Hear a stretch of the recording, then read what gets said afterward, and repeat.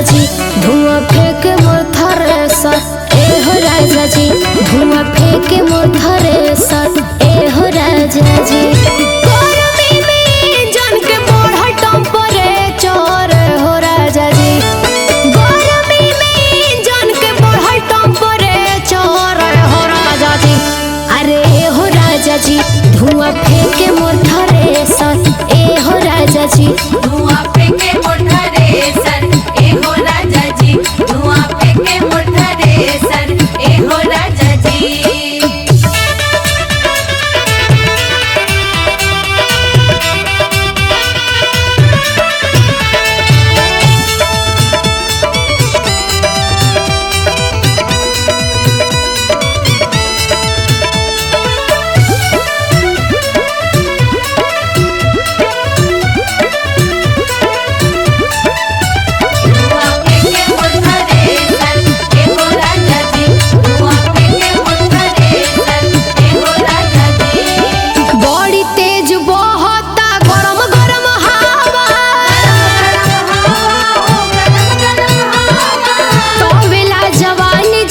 चूल्हे बतावा बड़ी तेज बहताटे गरम गरम हवा तवता जवानी जैसे चूल्हे बतावा लस लस करे देहिया करे तनी के अरे हो राजा जी लस लस करे देहिया करे तनी के अरे हो राजा जी।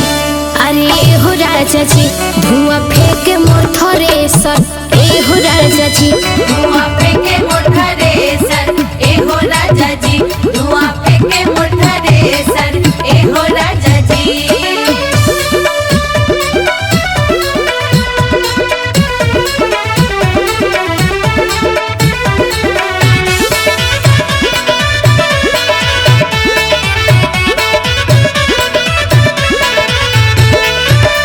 दूरी बनाई पिया सोटी न जोरे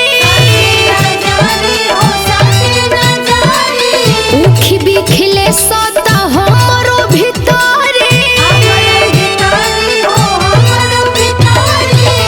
दूरी बनाई पिया सोटी न जोरे उखी बिखले सोता हमरो भितरे बुझी ना मजाक कब से कोहेली में हारे हो राजा जी बुझना मजाक कब से कोहेली में हारे हो राजा जी। अरे हो राजा जी धुआं फेंके मोर थ्रेसर ए राजा जी धुआं फेंके मोर थ्रेसर ए हो राजा जी धुआं फेंके मोर थ्रेसर ए हो राजा जी।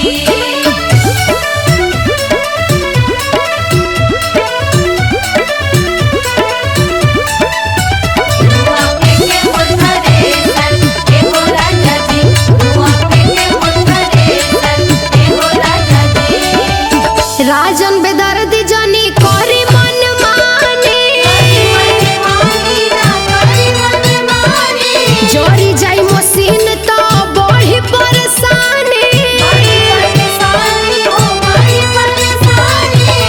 राजन बेदर्दी जनी करी मन माने जोरी जाई मशीन तो बढ़ी परेशानी रानी को समान बतिया बन जनी थे थर हो राजा जी रानी को समान बतिया बन जनी थे थर हो राजा जी।